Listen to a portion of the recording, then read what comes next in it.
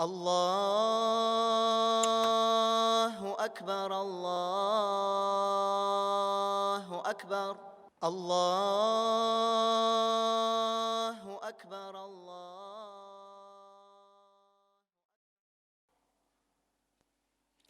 Бисмиллах, ассалату вассаляму аля расулиллах, ва аля алихи, ва асхабихи, ва ман валя. Пусть Аллах примет наше поклонение, пусть Аллах простит нам наши грехи, которые мы знаем или не знаем, ведет по своему прямому пути и умертвит, будучи мусульманами, со словами «Ла иляха илляллах, Мухаммад Расулуллах». Пусть Аллах те знания, которые мы получаем, сделает в них баракат для нас, как в этом мире, и также в ахирате, и сделает эти знания заступниками за нас. В судный день они против нас. И альхамдулилля, по милости Аллаха, мы продолжаем цикл лекций, связанный с тафсиром 30-го джуза. И дошли до суры Аль-Филь. Это 105-я сура. И многие из нас уже где-то слышали и знают историю, связанную с этой сурой. Из-за этого долго я не буду останавливаться на этой истории, а хочу остановиться на двух важных выводах. Аллах Субханаху ва Та'аля начинает эту суру «Аузу биллахи минаш шайтанир раджим, бисмиллахир рахманир рахим», говоря «Алам тара кейфа фа'аля раббука би асхабил филь». Разве ты не видел, о Мухаммад, как поступил твой Господь с обладателями слона? Вот здесь, вот в этом аяте, Аллах Субханаху ва Та'аля хотел до нас довести то, что могущество Аллаха, она без ограничений. Почему? Потому что, если вспомнить этот рассказ, когда Абраха, который построил в Йемене храм для того, чтобы арабы приходили или приезжали к нему и там совершали хадж, когда он этот храм построил, курайшитов, то есть жителей Мекки, это очень сильно задело. И там уж приводится то, что один курайшит пришел и осквернил этот храм. Кто-то говорит то, что они сожгли этот храм. И Абраха очень сильно разозлился и решил уничтожить Каабу. Во-первых, как я уже сказал, здесь мы показываем могущество Аллаха. То есть понимаем из этого аята как? Потому что в дальнейшем мы узнаем то, что Аллах Субханаху ва Та'аля, каким бы ни было войско Абрахи, он ее просто уничтожит, как захочет. И также мы понимаем, какое положение Кааба, то есть это первый дом Аллаха, имел у арабов. И во втором аяте Аллах Субханаху ва Та'аля говорит: «Алам ядж'аль кайдахум фи тадлиль». Разве не вверг Он, Аллах, их козни, то есть не сделал ихние козни, которые замышлял Абраха, тщетными? Почему? Потому что Аллах Субханаху ва Та'аля, Он Аль-Алим, Он все знающий. Он все прекрасно знает. И Он уже приготовил для этого войска свое. И когда Абраха, разозленный, собрал очень большое войско и пообещал то, что я уничтожу Каабу, то тогда его кознь, которую он задумал, Аллах Субханаху ва Тааля давно знал и уже решил, как поступить с ним. И в 3 аяте Аллах Субханаху ва Тааля показывает, каким бы человек не был мощным среди людей, каким бы он ни казался для нас, Аллах Субханаху ва Тааля может уничтожить его каким-то маленьким горошком. И вот здесь, в 3 аяте, мы видим: وَأَرْسَلَ عَلَيْهِمْ طَيْرًا أَبَابِيلَ. И Аллах Субханаху ва Тааля, которому подчиняются все до единого, пусть это будут птицы на небе, или же животные на земле, рыбы в воде, все они подчиняются Аллаху. И вот здесь Аллах Субханаху ва Тааля приказал стаям птиц напасть на войско. Напасть на войско Абрахи, которое было очень сильным, очень могущественным.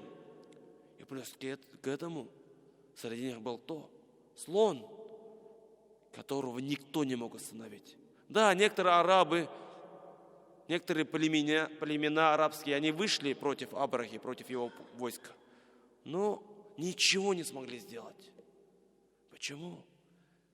Потому что Абраха, он обещал уничтожить Каабу. И он хотел сдержать свое слово.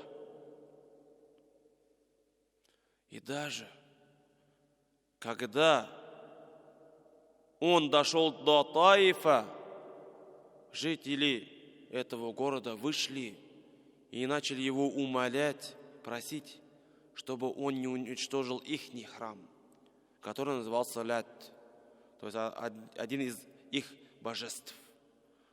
И тогда Абраха простил их взамен на что? Чтобы жители Таифа дали ему проводника, чтобы провести в Мекку. И этого человека звали Абу Руаль. И когда от Таифа до Мекки примерно 70-80 километров, вот это войско Абрахи дошло до местности Аль-Ма'амас, то они увидели верблюдов, которые пасутся там. И захватили их, потому что они ничего не боялись. Потому что 200 верблюдов – это тоже не маленькая цифра. Но они ничего не боялись, из-за этого захватили их. И Абраха, уже когда приблизился к Мекке, он отправил гонца, чтобы из Мекки вышел самый знатный курайшит. Для чего? Чтобы посмотреть, что он будет говорить, как он будет просить, чтобы возвысить свое положение. Потому что он думал то, что он могущественный. Он думал то, что он все может. И против него никто не сможет противостоять. И вот здесь хочу я заострить внимание на диалог между Абрахой и человеком, который вышел к нему из Мекки. Это был кто? Это был дедушка нашего любимого пророка Мухаммада, саллаллаху алейхи вассалям. Это Абдуль-Мутталиб. Некоторые путают между Абдуль-Мутталибом, дедушкой пророка, и дядей пророка Абу Талибом. Из-за этого к Абрахе вышел Абдуль-Мутталиб. И он был очень знатным и красивым мужчиной. И когда Абраха увидел его, то он даже спустился со своего трона и сел на один ковер с Абдуль-Мутталибом от уважения к нему. И он сказал своему переводчику, что он хочет, то есть для чего он сюда пришел, что он хочет спросить. И смотрите на слова Абдуль-Мутталиба. Он говорит: я пришел сюда за своими верблюдами. То есть Аль-Ма'мас, местность, где войско Абрахи захватило этих верблюдов, 200 верблюдов. Эти верблюды принадлежали Абдуль-Мутталибу. И вот здесь смотрите, Абдуль-Мутталиб говорит: верни мне моих верблюдов. И Абраха был в шоке. Как? Ты у меня просишь всего лишь верблюдов, когда я пришел разрушить твой дом? И не только твой дом, а дом твоих отцов. Неужели ты не уважаешь его? И тогда Абдуль-Мутталиб что говорит? Посмотрите на его слова. Я, говорит, только хозяин этих верблюдов. А вот у этого дома, который ты пришел разрушить, есть свой хозяин. Свой хозяин, который его сам защитит. Посмотрите на эти слова. Это какие слова? Это признание того, что Аллах Субханаху ва Тааля существует. И на самом деле, если посмотреть на тех арабов, которые жили в Мекке с пророком Мухаммадом, саллаллаху алейхи вассалям, и которым был обещан ад, в котором они будут гореть вечно, они что говорили? Они говорили то, что Аллах, Он существует, и вот этот дом принадлежит Аллаху. А сегодня мы, то есть люди, в каком положении? Сегодня некоторые люди даже не знают, кто такой Аллах. Не знают. А говорят то, что мы мусульмане. Если у татарина спросить: ты кто? Он скажет: я татарин, я мусульманин. Мой отец, мой дедушка, бабушка, они были мусульманами, и я мусульманин. Но, к сожалению, они не знают, кто такой Аллах. А вот те арабы, которым был обещан ад навечно, они знали, кто такой Аллах. Из-за этого давайте задумаемся. Мы сегодня в каком положении? Что мы делаем? И вот здесь Абраха, он сказал: собирай своих верблюдов, а я уничтожу ваш дом. И Абдуль-Мутталиб, смотрите, что он говорит: а мы посмотрим. И уходит куда? В Мекку. И опасаясь того, что гнев Аллаха упадет на это войско, смотрите, он даже это знал. Он что делает? Он говорит жителям Мекки выйти из этого города. Потому что он думал, что войско Абрахи подойдет в Мекку, и когда они уже захотят разрушить дом, то гнев Аллаха упадет упадет на них. И он сказал: выйдите из этого города и поднимитесь на горы. И тогда Абраха, что он сделал? Когда он уже собрался нападать на Мекку и разрушить Каабу вот с этим большим слоном, вот здесь мы видим могущество Аллаха еще раз. Слон, который все это время шел, и когда уже оставалось чуть-чуть, приказ Аллаха его остановил. То есть, когда приказал ему вот этот гонец, который его гнал, да, он шел. Он подчинялся этому приказу. Но когда ему приказал Аллах, все, стоп. Здесь уже он больше никому не подчинялся. Почему? Потому что все, что происходит, подчиняется только Аллаху. А мы делаем просто причину. Да, этот гонец гнал его на восток, слон шел. Он его гнал обратно, он шел. Он гнал его на другую сторону, он шел. Но именно в сторону Мекки нет. Почему? Потому что ему было запрещено от Аллаха. И Аллах Субханаху ва Тааля как уничтожил это войско?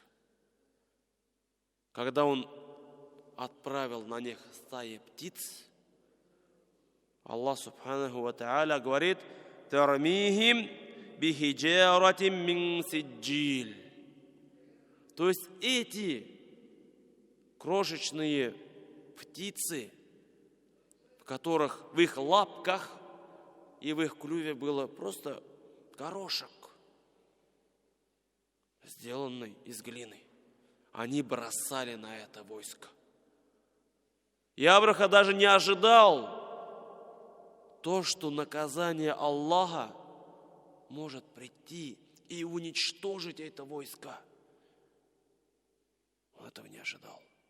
Но Аллах Субханаху ва Тааля превратил этих воинов и этого Абраха в кого? Как Аллах Субханаху ва Тааля в 5 аяте сказал: «Фаджа'алахум ка'асфим ма'куль». И сделал он их как? То есть подобными чему? Сухим листьям. Все. Когда вот эти камешки на них падали, они просто начали высыхать.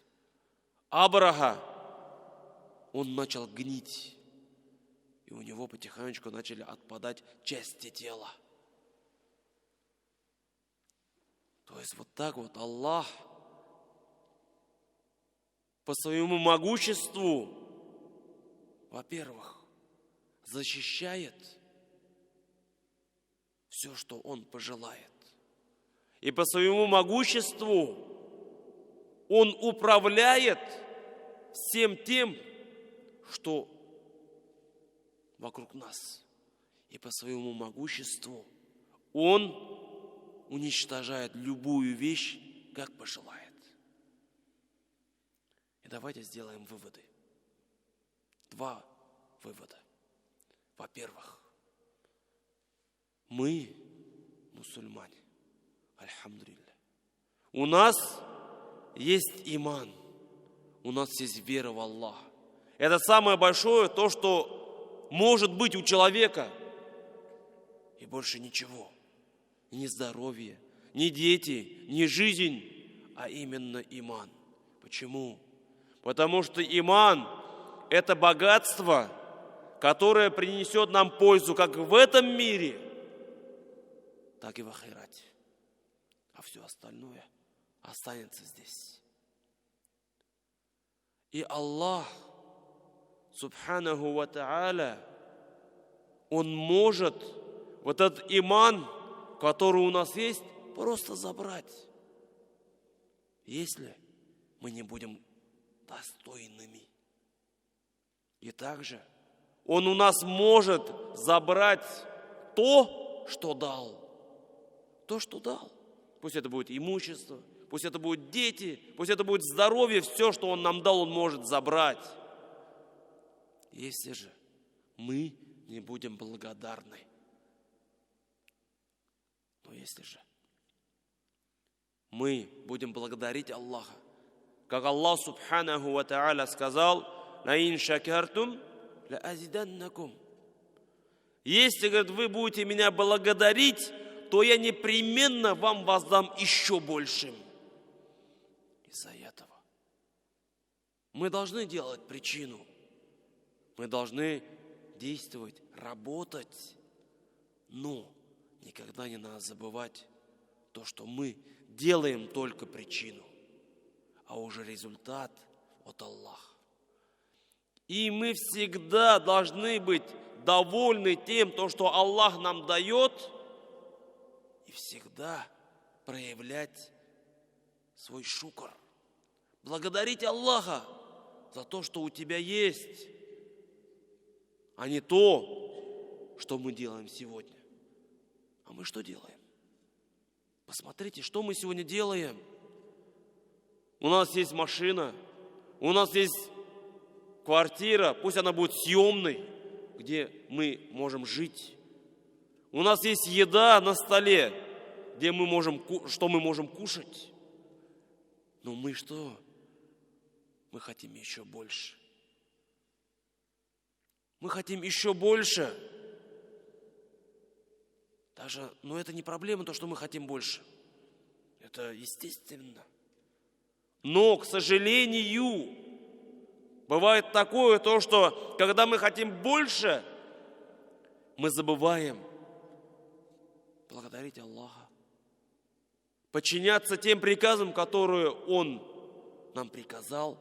Бывает то, что мы переступаем те законы, которые Он поставил. Вот в чем проблема. Из-за этого давайте над этим задумаемся. Как мы живем? Как мы Его благодарим за те блага, которые у нас есть? И самое важное, что я хотел сказать, Абдуль-Мутталиб и арабы, курайшиты, которые жили в Мекке, которые знали то, что Аллах существует. Вот здесь мы какой урок берем?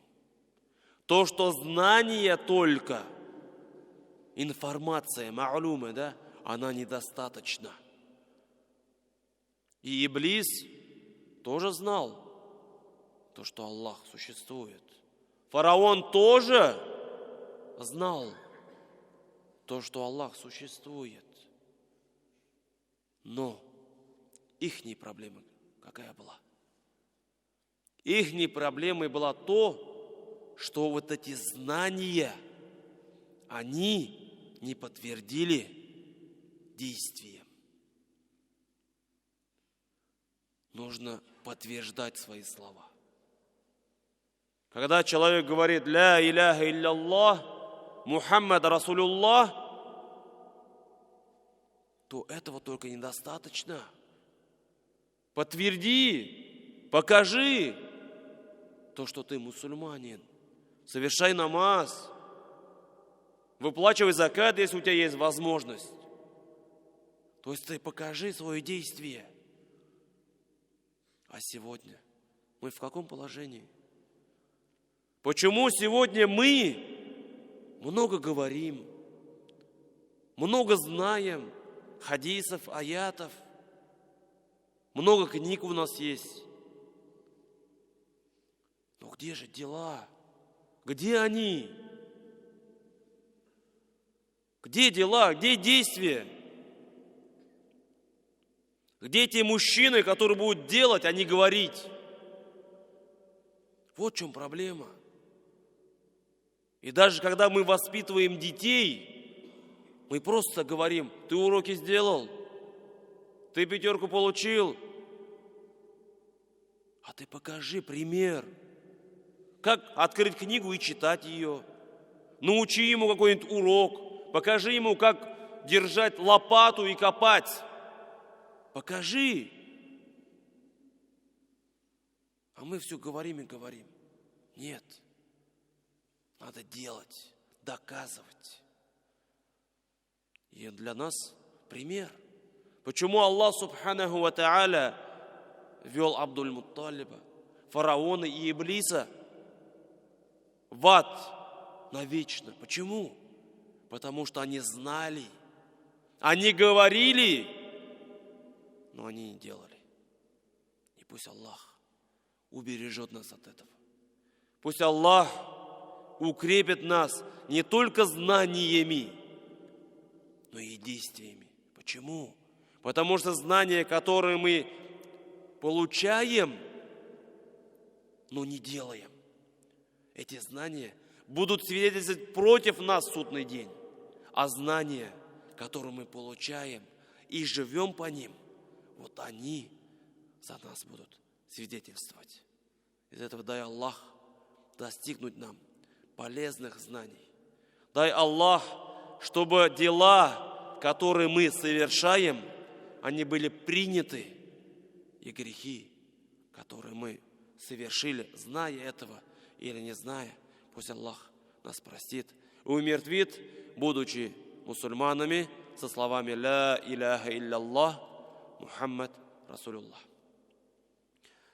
Я хотел добавить то, что на следующей неделе урока не будет. И дай Аллах нам в дальнейшем также встречаться в Его доме и получать награду и получать полезные знания. Субханаллаху бихамдик. Ашхаду ан ла иляха илля ант. Астагфирука ва атубу илейк. Джазакумуллаху хайр. الله أكبر الله أكبر الله